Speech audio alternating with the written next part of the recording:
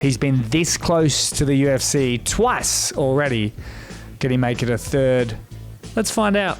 Ladies and gentlemen, this is your main event. Live from HBF Stadium Festival Hall. Melbourne Pavilion. Not even backstage, we're literally outside. Was that the best fight card in Australian MMA history? Call me crazy, but make sure you call me when I'm right. Be good if the Aussie MMA Instagram page would give us a bit of glow up because...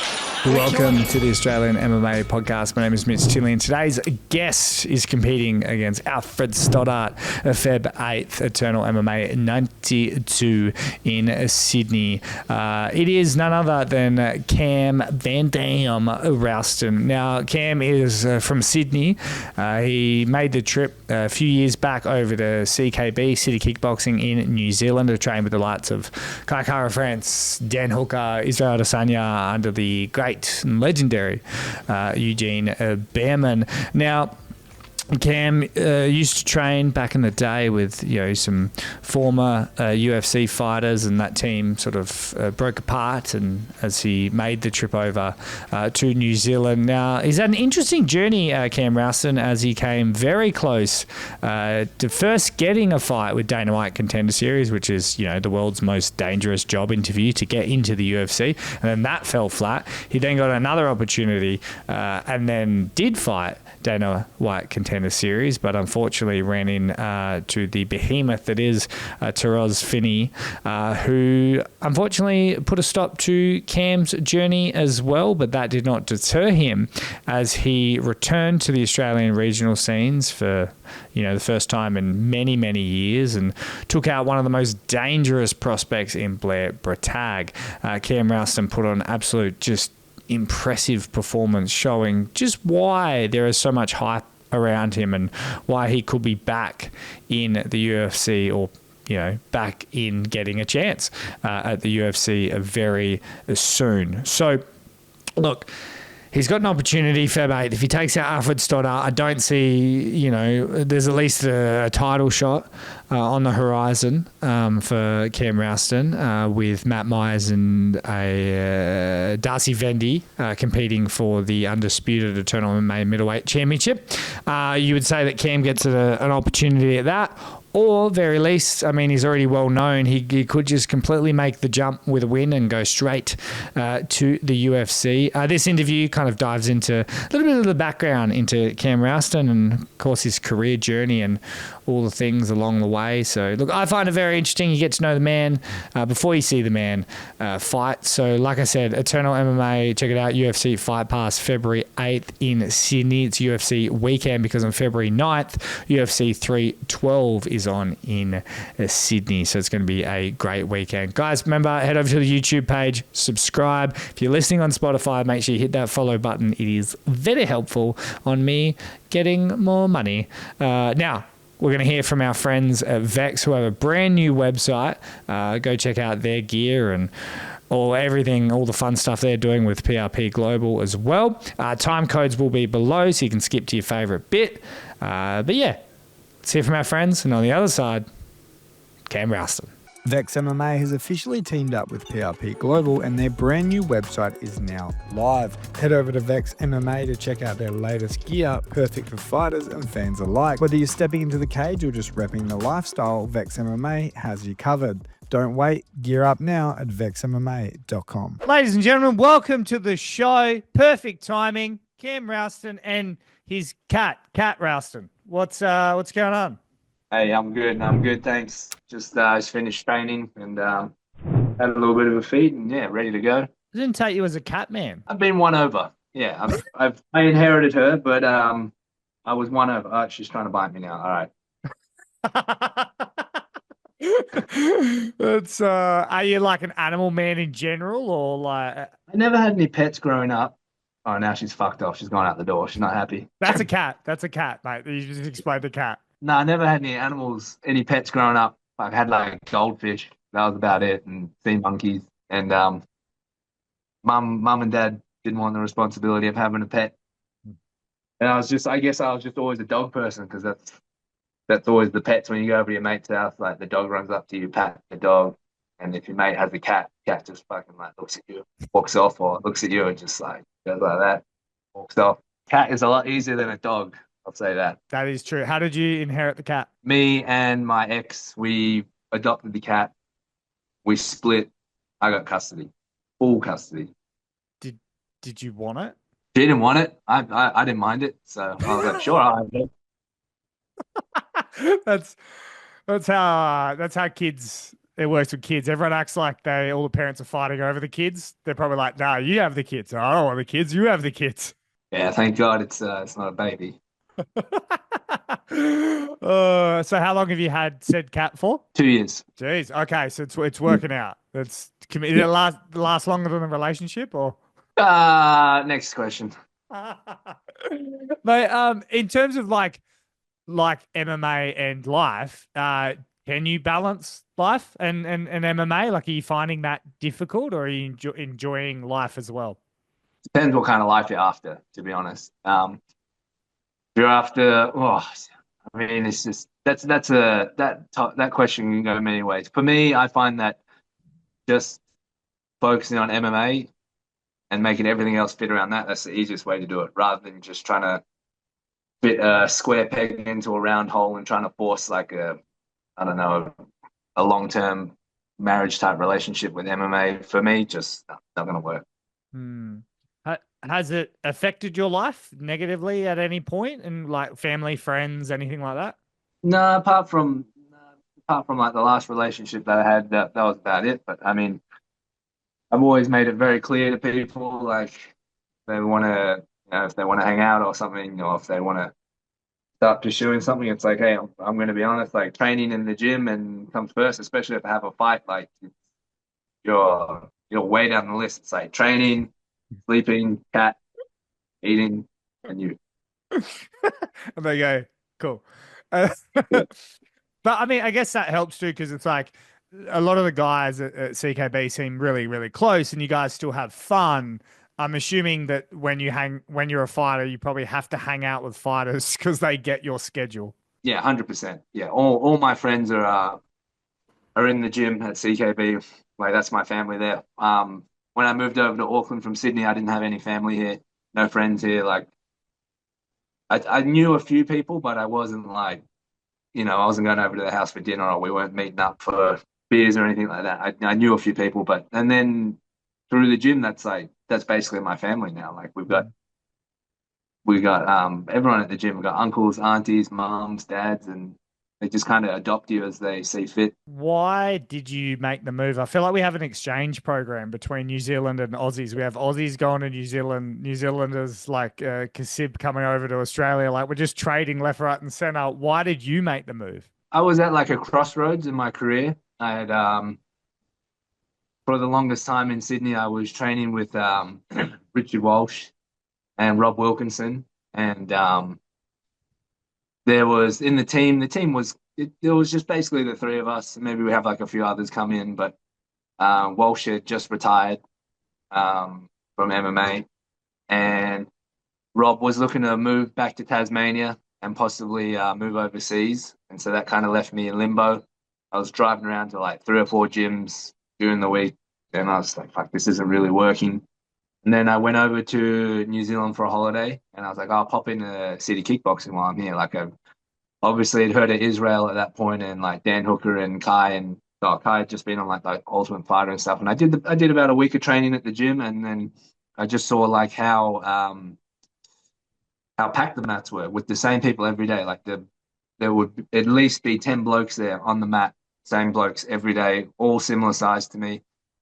Did a few of their hard sessions, like the rate wrestle and the sparring. I was like, fuck, this is pretty good. And then next thing you know, I'm booking a ticket to move over, because you don't need a visa, don't need nothing. It's just like moving to another city.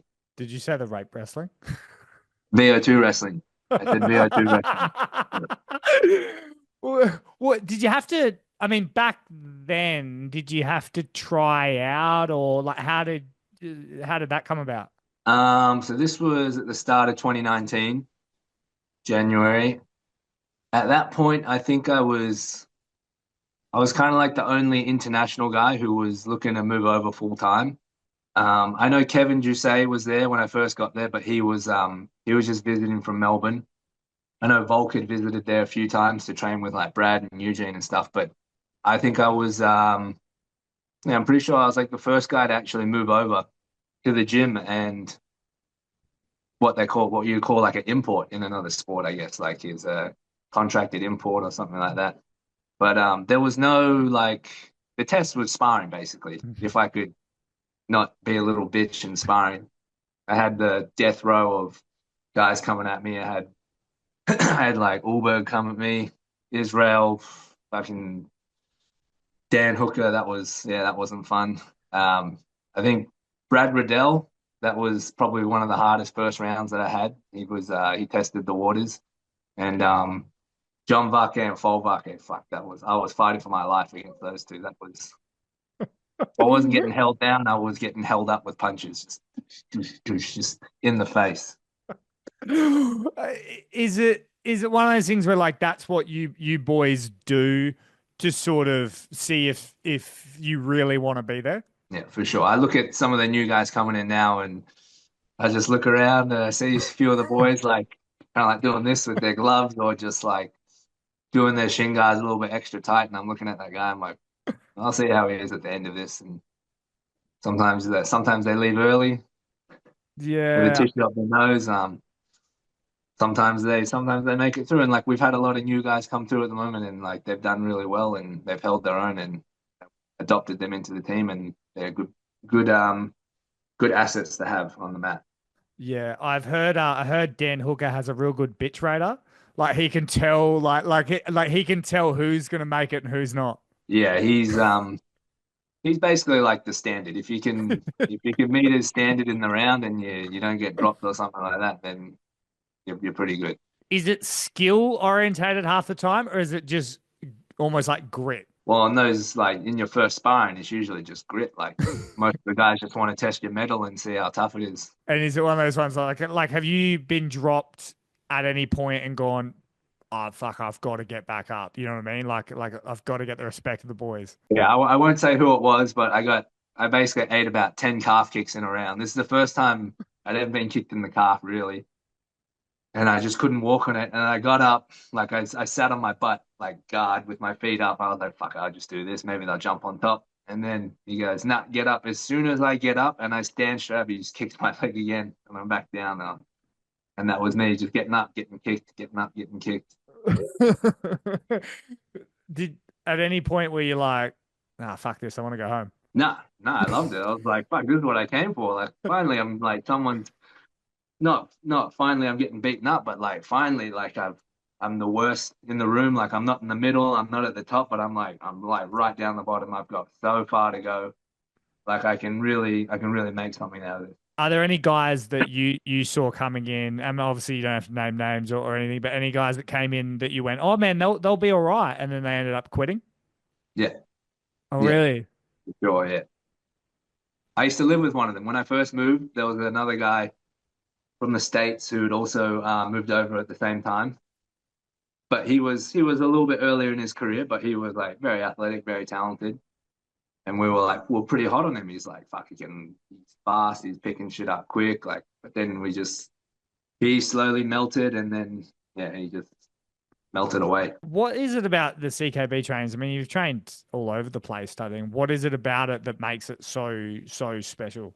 I think we have like more of like a team approach. Now that the gym has a lot more international people coming over, I usually like to quiz them on what the gym was like, where they came from, and like why they decided to move. And like what I can kind of tell is that like our gym is treated more like a professional sports team, like it would be for like Eugene's always comparing us to like the Auckland Blues or like the New Zealand Warriors. Like we once your fight is done, like you don't go on a holiday for 4 weeks and then come back into the gym later or go away until your next fight is booked in. Like say you have a fight and then someone else has a fight 2 weeks after you and they are fighting someone the exact same size you with the same skill set. Like as soon as your fight's done, is if you don't have any major injuries, you get back in there and you help your training partner who's got a fight in 2 weeks. You might have some sore toes,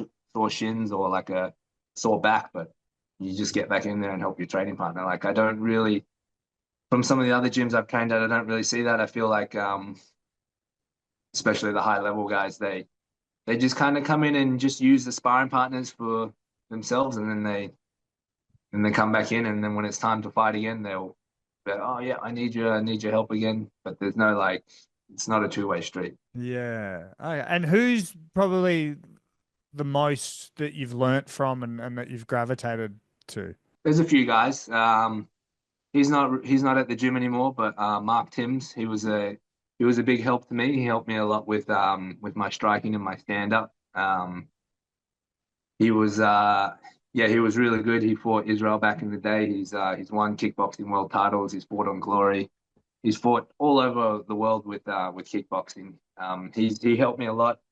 He left about a year ago to go to the UFC PI in Shanghai, and Brogan Anderson as well, who was I think I met him on like the first week or two that I moved over to New Zealand. He was training at the gym as well, and he just has like a really no nonsense bread and butter approach to training. Like just chooses all the stuff that we know works and just plays the percentages, and that's kind of how I wanted to build my game, and I gravitated towards that as well. Is it hard dealing with, I mean, I guess this is almost speaking on behalf of Eugene as well, but dealing with the egos, and if anything, have you seen your personality either get kind of smushed a bit, or has it grown? I'd say it's grown. Like how old was I when I moved over? I was 23 when I moved over, just turned 24, and now I just turned 30 the other day. So it's like I guess I kind of learnt my personality while I was here, not kind of grew it or smushed it. I just kind of found out what I like and what I don't like. And in terms of Australia and New Zealand, if say fighting all ends tomorrow and all this sort of stuff, do you move back to Sydney, or have you really found a home in New Zealand? I feel like I found a home here in New Zealand. Like I'm used to the lifestyle now. I'm used to the wouldn't say the weather's shit. It's pretty good today, but 90% of the time it's shit in Auckland. I'm used to that. Like yeah, I've got my job here and stuff, and people in the gym. So yeah, for sure, I would still be staying here.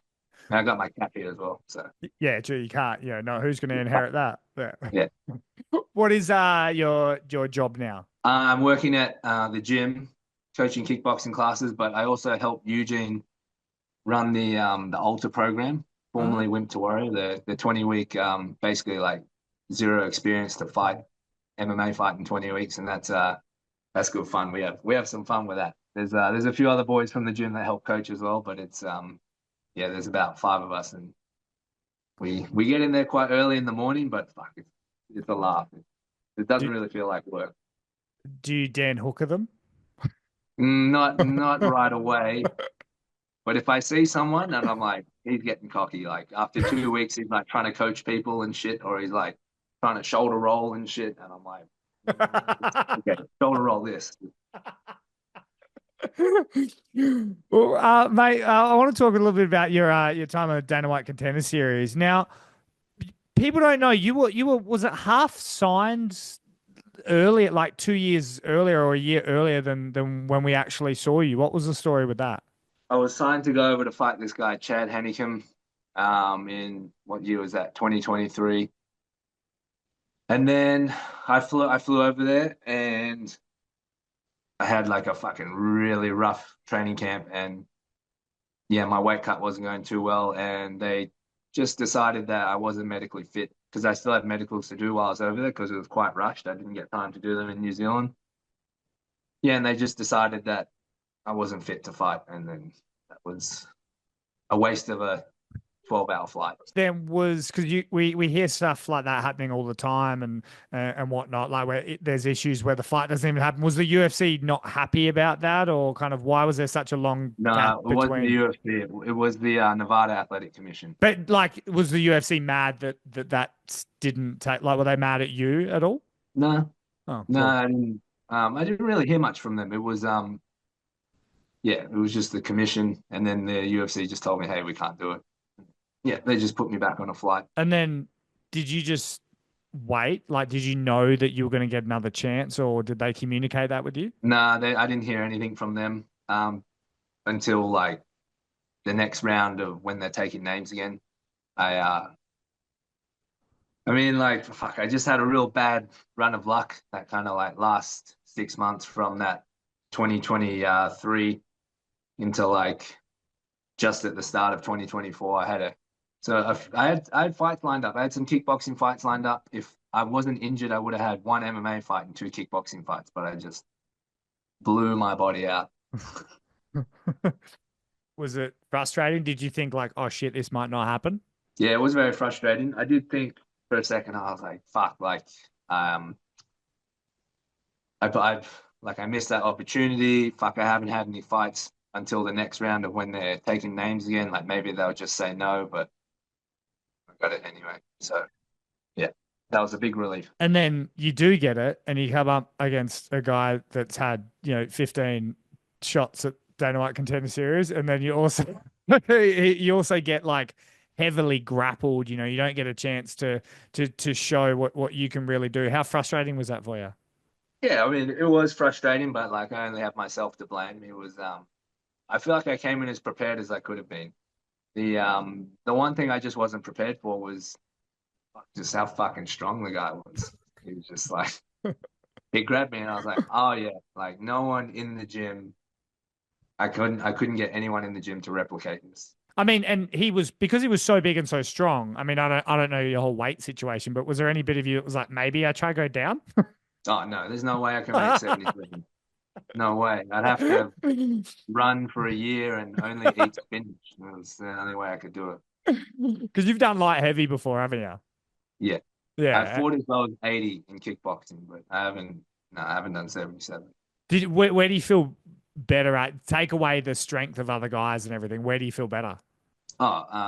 84 for sure. Hmm. Yeah. Middleweight that's a sweet spot. Yeah. And did you, going to your last performance at Eternal, was it good to finally at least get back out there, show your talent? Yeah, it's not at the level of the UFC type thing, but you finally got to show everyone who the fuck Cam Rowston is. Yeah, that was good getting on Eternal. Eternal's looking like it's going to be the biggest promotion in Australia, or one of the biggest promotions, and I was fighting a guy who's fought for them 3 times, and they were in his home crowd, and it was just kind of like I didn't go in there being like, yeah, I'm fucking, this is Cameron Rowston now. It was just good for me personally inside to be like, yep, still can do it, still at this level.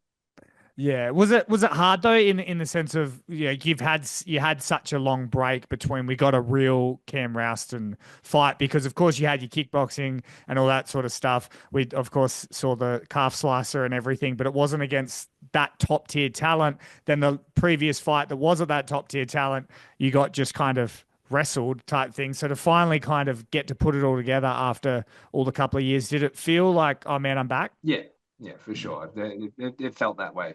Like coming back to the Australian and regional scene, hadn't fought in Australia since before COVID. Yeah, definitely felt like that.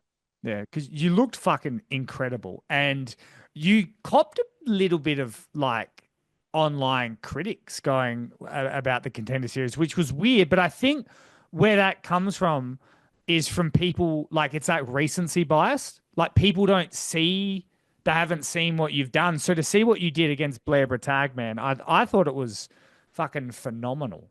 If those people who are criticizing me think they had a shit fight and they fight at 84 kilos, I'd like to see them go in against Torrez Finney, get taken down 18 times, and then try and get up 11 times. That was, yeah. I will critique them. Well, that's the thing. It's like that's the frustrating thing. And I feel like, and you would understand this more than anyone, being an Australian and then in New Zealand, how weird the tall poppy syndrome can be. To be honest, I haven't experienced it personally. Like, maybe it's because I live in an echo chamber in the gym and we all support each other, but I haven't really experienced that yet. Thank God. Well, it's coming. I'll be ready. Now, mate, MMA in general, why'd you get into the sport? I got into the sport because I always loved combat sports like boxing, UFC. I started watching WWE when I was a kid. And then when I discovered like UFC, I was like, fuck, this is like WWE, but real. Like Chael Sonnen, Tito Ortiz, these fucking dudes running their mouth and like going in there laying the smack down on other dudes. So I knew I wanted I wanted to give it a go when I was older. Mum wouldn't sign the consent form, Oh, so I was like, cool. I'll just wait till I'm 18. And really? then Why wouldn't she? she doesn't want a baby getting hurt, you know. Oh, but you're doing the hurting. Yeah, well, not only recently. Before that, I was just like, I was cheese getting grated every day. I love that. Yeah, so so 18, and then I joined a gym called Training Grounds, which was quite close to my house in Sydney. And we were it was an MMA gym, like they did MMA, kickboxing, boxing, but it was like the jiu-jitsu was good there. The Brazilian jiu-jitsu, coached by a guy called Fabio Glazer, old school Brazilian guy. The type of shit where he's like, will hold you down and like rub your ears with his gi, and then like he finds out you want to do MMA, he starts punching you bare knuckle, like holding you down. No water type thing. Like we weren't allowed to drink water during training. He would like take his belt off and whip you if he like saw you doing the wrong thing and shit. Yeah, just shit like that. It's just standard. Yeah. So, does Eugene do any of that? I heard he's got a knife at training. Nah, he doesn't. He just gives you 1,000-yard stare, and you know you're doing something wrong. He's a little bit. He's like mental torture, not physical torture. Well, mate, with your bout coming up against Mr. Stoddart, can only imagine it's going to be a firework striking display, even though you showed some amazing jiu-jitsu. Before we talk about that bout, do you enjoy the ground more or striking? I think just because when I first started training, like I did so much jiu-jitsu, I just gravitated towards it a bit more, and I just enjoy training jiu-jitsu and grappling a lot more. But I do love getting in there and throwing some strikes. It's always a good way to buff up the highlight reel. Are you frustrated that you were not just added straight to the Sydney card for the UFC? No, not at all. Like I've figured out. Well, I haven't figured out, but I've been told how the industry works and how the UFC works, and it's like might have been a little bit too late, but there's always going to be more opportunities. Do you think that you are still kind of one away, or what's the plan going forward? 1 away, 2 away, 3 away. It doesn't matter. I'll keep going, and I'll keep going until I get. Love it. Now, Alfred Stoddart, you, Feb 8th, Eternal. How's it going down?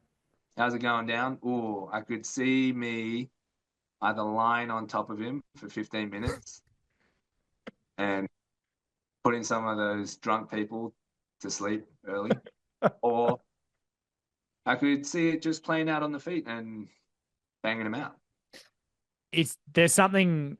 Are you one of those guys that because he's very dangerous on the feet? Is there a bit of like where you go, I want to see how this goes? Oh, no, I think it's just going to be like just a roll of the dice on the night. I'll decide what I want to do when I look across at him from the cage, and I see what kind of look he's got in his eyes, and then I'll decide. I love it. Mate, before I let you go, after it's all said and done, how does Cam Rowston want to be remembered in mixed martial arts? To be remembered in mixed martial arts, or just a bloke who was a part of a team, like not for himself, always helping the next guy out in the gym, and just trying to get everyone better in the gym. Not just coming in doing my own thing, always in the gym helping people. Well, mate, from all accounts, I believe that is already how you are remembered, because that's how a lot of people talk about you. So thank you for taking the time. It's great to finally chat, and I'll see you in Sydney for the next stage of life. Cheers, Mitch. Love it. Go play with your cat.